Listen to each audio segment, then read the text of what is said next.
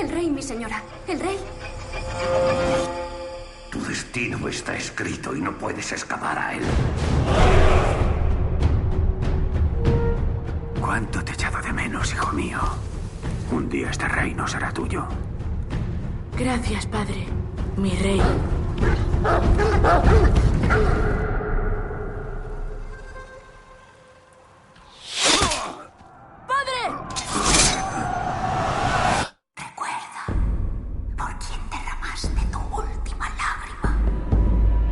¡Tío Fjolnir! ¡Corre! ¡Te vengaré, padre! ¡Te salvaré, madre! ¡Te mataré, Fjolnir! Te vengaré, padre. Te salvaré, madre. Te mataré, Fjolnir.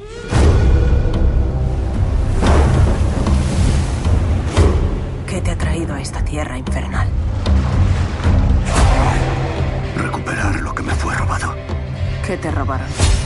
El reino. Debes elegir entre el bien para los tuyos o el odio para tus enemigos.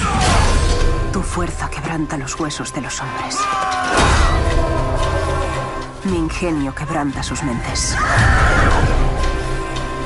Y noche tras noche consumaremos mi promesa de venganza. Te vengaré, padre. Te vengaré, padre. Te salvaré, madre. Te salvaré, madre. Te mataré, Fjolnir.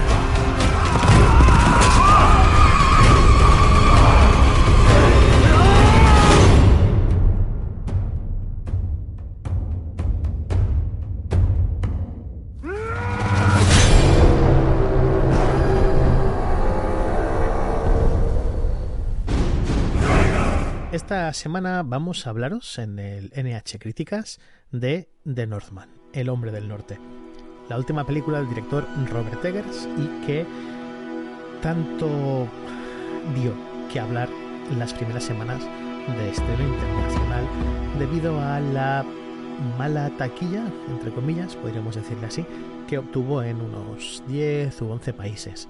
En el programa anterior de Batman algo comentábamos hacia el final, pero ahora toca hacerle un programita dedicado solo a ella.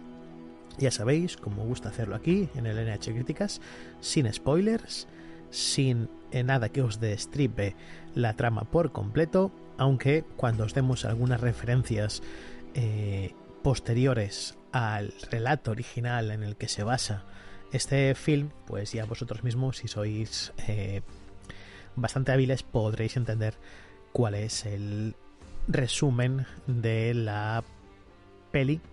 Incluso podéis quizás llegar a entender cuál es su final. The Northman, como decía, el director Robert Eggers, conocido, no diremos famoso porque hoy en día casi cualquiera es famoso, pero sí que es el director conocido por dos largometrajes muy interesantes que aún no han salido aquí en el programa, pero que seguramente deberían tener su propio programa, como son La Bruja y El Faro. Dos propuestas muy, muy interesantes. La primera, un gran descubrimiento como la ópera prima que supuso para el director, un relato de horror folk mucho antes de que apareciesen esas direcciones tan interesantes como fueron Hereditary por parte de Ari Aster, también Midsommar, pero La Bruja llegó antes. ¿Lo hizo mejor? ¿Lo hizo peor? Hay opiniones bastante diversas en cuanto a eso, pero sí que es cierto que La Bruja supuso un soplo de aire fresco en la manera de explicarnos ciertos relatos, dándole esa capa de historicidad, de antropología, que tanto se echaba de menos en algunas superproducciones. Es decir, ambientación muy cuidada, bastante veraz y basada, por ejemplo, en La Bruja, sobre todo en documentación de la época, juicios de brujas, transcripciones de sentencias, estudios exhaustos de libros y bibliografía por parte de historiadores. Lo mismo que pasó en El Faro para ambientar esos finales del 19 y principios del 20, esa época muy Lovecraftiana que La Bruja no tenía, pero El Faro sí, y en ello pues también hubo bastante estudio en cuanto a comportamientos, en cuanto a situaciones, contextos, cosa que aquí en El Hombre del Norte se ha visto potenciado, no solo por el presupuesto, aquí contamos con unos 90 millones, sino también por todas las referencias de la cultura nórdica que podemos observar durante el metraje. No voy a entrar ahora en cuáles son esas comparaciones, cuáles son esos giros, esas tramas. Algunas son simplemente referencias en imagen, pero merece la pena que las descubráis por vosotros mismos. Pero ¿qué podemos decir de la historia? Para aquellos que quieran saber un poquito de qué va antes de darle al stop del programa, nos encontramos ante una historia de venganza en la que en los primeros minutos del metraje ya tenemos la primera acción, la primera causa que va a motivar todo el viaje de nuestro personaje, ¿vale? No vamos a decir que es un camino del héroe, porque ya veréis que hay muchos matices en este film y es lo bueno que tiene, sino que a partir de la muerte de un personaje pues se desencadena todo el periplo de Amleth, y recalco el nombre de Amleth porque va a ser bastante importante teniendo en cuenta cuáles han sido esos orígenes y qué otros autores siglos posteriores han adaptado esta historia. Esta historia no es nueva. Esta historia la podemos encontrar en una de las tantas gestas, uno de los relatos típicos medievales, sobre todo ambientados en la zona norte. Creo que es el relato del rey de Dinamarca, Amleth, y luego William Shakespeare haría su propia versión de esta historia del príncipe Amleth y le pondría esa H que en inglés sí que suena, o que nosotros decimos Hamlet, con lo cual ya tenéis un poquito la base principal de qué va a ir esta historia. Si os digo El Rey León, también ya directamente muchos vais a asociar esa adaptación de Hamlet en versión animada de Disney, donde teníamos a Simba, a Mufasa, al personaje de Scar y toda una serie de acontecimientos que acababan llevándonos a un final por todos conocido en La Roca de la Pradera, que aquí pues más o menos, si tenemos en cuenta en qué se basa o cuáles son los cimientos de este film, pues ya vais a saber más o menos de qué va. Así que imaginad por un momento que ese argumento se repite más o menos con algunas ligeras variaciones, porque de hecho la historia de Amleth no solamente está en una de las gestas, sino que han habido también bastantes variaciones a lo largo de los siglos. El más importante, ¿vale? Tenemos, como os decía antes, el de la gesta Danorum, si no recuerdo mal, que era aproximadamente hacia el siglo XIII, finales del siglo XII, pero que también teníamos ciertas nociones de esa misma historia del príncipe Amleth en textos del siglo X y del siglo IX, con lo cual veis que es una historia un poquito bastante repetida a través del tiempo, que difiere un poquito de lo que conocemos como la historia de Hamlet, o sea, la historia de venganza, en la que, bueno, mejor no os lo digo porque si no os piso un poquito el argumento de la peli. Ya sabéis que aquí no me gusta hacer demasiados spoilers, aunque esta película se presta a que hablemos tranquilamente de qué es la historia que está contando, cómo la estamos viendo en pantalla, cómo están tratados algunos de los personajes y también cómo está llevado esa unión entre la fantasía y la realidad, que ya se atisbaba un poquito en La Bruja y en El Faro, pero que aquí cobra otro sentido dada la manera explícita en la que vemos ciertos pasajes oníricos. Algunos de ellos se han visto ya en los trailers, ¿vale? Tenemos una imagen de una valquiria, tenemos ciertas menciones al árbol Yggdrasil, y en ese sentido la película está muy bien. Pero vamos a comentar un poquito, si queréis, algunos de los personajes que aparecen en ella, aunque básicamente deberíamos quedarnos con 4 personajes, porque es que al final la cosa no da para más. Tenemos en el papel de Hamlet a Alexander Skarsgård, ya lo habéis visto en los trailers. El tío ahí se ha dejado el cuerpo literalmente en convertirse en un auténtico berserker. Es impresionante la presencia que tiene en pantalla, cómo llena literalmente con todo su cuerpo cada uno de los planos en los que sale, y también la manera de actuar, cambiando mucho la expresión corporal que tiene. A mí esa parte me ha gustado mucho, me ha recordado, salvando las distancias, al Superman y Clark Kent de Christopher Reeve, donde Superman estaba todo erguido, con la espalda recta, mientras que el Clark Kent iba más así como achaparrado, con las gafitas, un poco más tímido. Aquí tenemos un poquito esa dualidad, ¿no? Pero realmente cuando se desata es un vikingo de pura cepa. Luego tenemos el personaje de Anya Taylor-Joy, ya una habitual del cine de Robert Eggers, era no obstante la protagonista de La Bruja, Thomasin. Aquí hace de Olga, una especie de curandera, una especie de bruja que tendrá bastante importancia en el relato, quizás a partir del cuarto de película hacia adelante, y que cumple correctamente. Es una delicia verla siempre en pantalla. Es una de esas actrices que sabe por lo menos escoger bien algunos papeles, salvo alguna cosita en la franquicia de los X-Men, si no recuerdo mal, en Los Nuevos Mutantes, que bueno, la película pasó sin pena ni gloria, pero si algo había rescatable era su personaje. Luego, en el papel de antagonista principal, tenemos al Claes Bang, que hace de Fjolnir. Con la caracterización quizás no lo reconozcáis, pero es el actor que hizo de Drácula en la serie de Netflix, que también fue bastante comentada, esa serie de la BBC de 3 episodios en el que el último era una interpretación súper extraña del concepto de Drácula, que aquí hace del antagonista del film.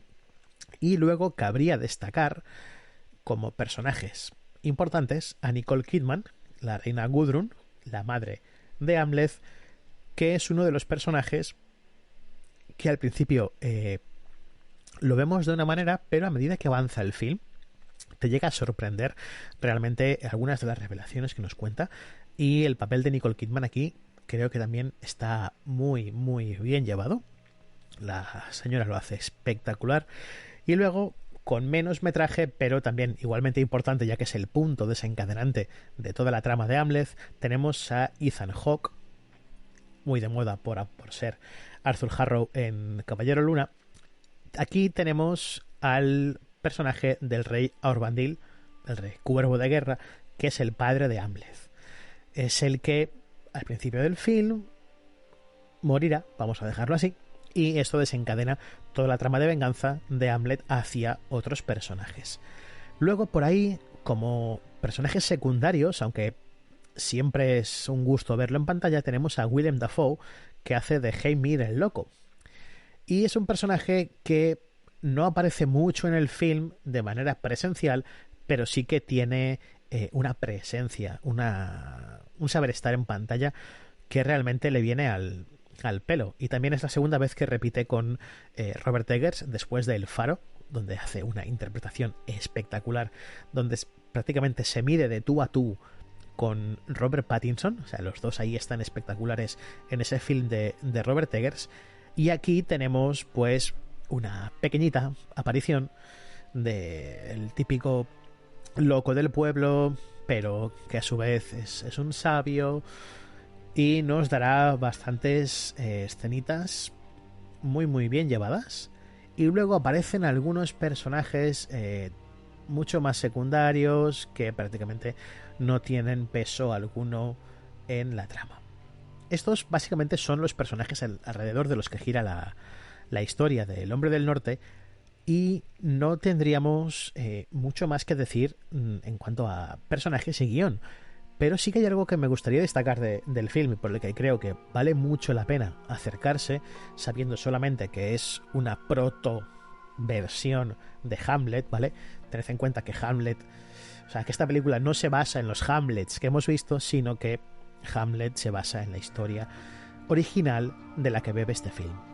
Entonces, dejando ya de lado todo esto, vamos a meternos un poquito, si os parece, en los puntos más técnicos del film, donde creo que brilla por todos los lados. La dirección es sublime. Vais a ver algunos paisajes que son de quitarse el hipo, junto con la dirección de fotografía es espectacular. Prácticamente el 90%, diría que 95%, me atrevería a decir, son escenarios naturales. Se ha rodado en espacios exteriores, tenemos algo de estudio, pero la manera en que Robert Eggers rueda, la manera en que pone la cámara, sin lugar a dudas es espectacular. Si os han gustado los dos trabajos anteriores, La Bruja y El Faro, en esta vais a flipar por cómo está tratado todo el tema de la ambientación, las ropas, la manera de moverse, la manera de hablar, las costumbres que vemos reflejadas en pantalla. Todo eso aquí está de manera sublime. Un punto aparte, y que realmente es el 50% o más de lo que nos importa en este film, es la música. Las composiciones de este hombre del norte son acojonantes. De hecho, lo estaréis escuchando básicamente de fondo en este audio, en esta grabación, porque realmente merece mucho la pena. Yo cuando estaba viendo, antes de ver los créditos, pensaba que la banda sonora corría a cargo de Mark Corben, que es el mismo que hizo la música para La Bruja. Pero aquí, por lo visto, han cambiado de compositores y es algo espectacular. No sé cómo han conseguido esos sonidos. Tenemos canciones de la época, o que nos intentan transmitir realmente cómo era todo ese conjunto, ¿no?, de ceremonias, de rituales. Es algo que, por ejemplo, la serie Vikingos falla por completo. En cambio aquí tenemos unas formas de rodar, unas formas de ver todo el misticismo que podrían recordarnos, por ejemplo, como decía antes, a directores que han venido luego, como Ari Aster en Midsommar, de la que tiene alguna cosita en común, no solamente por la zona geográfica, sino también por la manera en que interpretan, la manera en que expresan algunos de los sentimientos, algunas de las connotaciones antropológicas que tiene el film. Y creo que merece mucho la pena ver el film con esa música, y luego, si podéis, escuchar la música fuera de la peli, porque os va a encantar. Si queréis ambientar partidas de rol en un mundo medieval fantástico, incluso en un mundo medieval entre comillas real, como por ejemplo en RuneQuest, no sé, si me ocurren otros juegos, o en Valhalla mismo, es una composición que os va a dar muchas horas, os va a dar momentos impactantes, momentos tranquilos. Va a haber lugar para la acción, para la fantasía, para el amor. Tenemos composiciones que son muy buenas. Entonces, ¿qué tiene de malo esta peli? Un poquito quizás es la reiteración. Dura aproximadamente unas 2 horas 5, 2 horas 10 minutos más o menos, unos 136 minutos si no recuerdo mal, pero podría haber durado un poquito menos. Es quizás la parte más floja del film, el no saber cortar en ciertos momentos, porque realmente no aportan mucho más que redundar en el motivo del personaje, el por qué quiere esa venganza, lo que va a hacer, cómo lo va a hacer y lo que tiene que conseguir. Si eso recortamos un poquito y nos das quizás un metraje hacia el inicio de la peli, explicando un poquito más esa evolución de niño a adulto, hubiese estado mejor. Es cierto que en muchos análisis, en muchas críticas, se ha comparado este film con Conan. O sea, decían que era el Conan, pero en la era vikinga. Y en parte es así. O sea, la manera en la que está explicada la peli nos hace irremediablemente acordarnos del film de John Milius, que ahora cumple curiosamente 40 años. Y eso no es malo. No es malo si tenemos en cuenta cuándo se estrenó Conan. Ahora, en 2022, quizás necesitemos que las cosas estén un poquito más explicadas. Eso por una parte es bueno porque permite que la película pase muy deprisa, permite que la gente lo disfrute en el cine, cosa que no ha pasado mucho porque no han ido muchos a ver este film y de verdad merece la pena verlo en pantalla grande, pero sí que merecía mucho la pena recrearse quizás un poquito más en explicarnos algo. Se está perdiendo en el cine la capacidad de atención. Bueno, no solo en el cine, sino en el mundo en general, en el trabajo, en los estudios. Estamos llegando a un punto en que lo queremos todo y lo queremos ya. Y hay ciertas pelis, hay ciertos libros, hay cierta música que son de verlas o de disfrutarlas de manera reposada y tranquila. Esta peli necesita que estemos atentos, que entremos dentro de su historia en los primeros 15 o 20 minutos, y si no lo ha conseguido en ese periodo de tiempo, es posible que en algunos momentos mires el reloj, quieras salirte de la sala, ¿por qué no?, o estés esperando a ver cuándo acaba. Quizás ese sea el mayor lastre que tiene El Hombre del Norte, que en algunos puntos peca de repetitiva, pero aún así creo que es un producto muy muy bueno. Quizás no es el blockbuster que todo el mundo esperaba. También es cierto que los trailers han jugado un poco en su contra porque nos mostraban cosas muy potentes que realmente pasan en los primeros 15-20 minutos de la peli y no han sabido quizás venderla como deberían. La publicidad ha sido prácticamente nula en redes sociales, salvo quizás la semana antes del estreno, y eso pues le ha pasado factura, como decía al inicio, con poca taquilla en 11 o 15 países. Aquí en España parece que la gente la vio un poco más, pero aún así lo tiene difícil para recabar todo el dinero que la productora pensaba que podría hacer, pero también hay que tener en cuenta que Robert Eggers no ha sido un director de revienta taquillas. O sea, sus anteriores dos trabajos no han sido un éxito brutal en cuanto a las ganancias económicas. Sí lo han sido en cuanto a la crítica.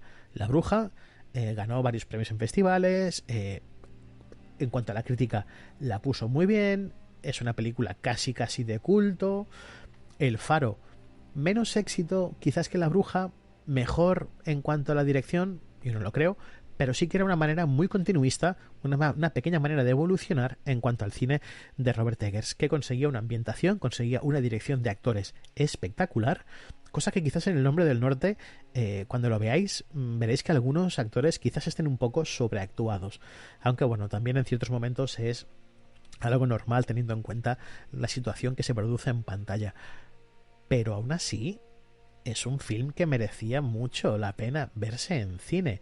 Quizás ya no hacer 200, 300 millones, eso prácticamente se deja para las franquicias porque están creadas así, para ser unas revientataquillas, para que todos vayamos en masa a verlas una detrás de otra, pero esta es el tipo de cine que se necesita, es el tipo de cine que debemos ver de vez en cuando, y no solamente en nuestras pantallas cuando salga en vídeo bajo demanda o aparezca en plataformas o en Blu-ray, pero sí que era una peli que se merecía quizás un poquito más de publicidad, unos números mejores, porque la verdad, El Hombre del Norte es una película muy muy buena que os recomiendo encarecidamente que la veáis y sinceramente disfrutadla. Cuanto menos sepáis, mejor, ¿vale? Ya os lo he dicho, es el germen original de la historia de Hamlet. Y a partir de ahí, ya todos los que sepáis de qué va Hamlet, de qué va el Rey León, pues más o menos tendréis la idea de lo que va a pasar. Hay giros, hay cosas que diferencian muchísimo todas esas adaptaciones, con lo que no esperéis el punto A al punto B, donde los buenos son buenos y los malos son malos. Aquí tenemos una moralidad muy cambiante, ¿vale? Entre blancos y negros, estamos en una zona gris donde todo puede pasar y donde todo pasa, y quizás ese sea el mejor punto que tiene este film para poder verlo. Si os gusta todo el mundo vikingo, la cultura nórdica, os gustan las pelis de acción bien rodada, os gustan las películas donde la ambientación tiene mucho peso y donde esa ambientación está muy cuidada, donde prácticamente casi nada os saque de la peli, sin duda El Hombre del Norte es vuestra elección. Y por mi parte nada más, nos escuchamos en el siguiente. Hasta luego.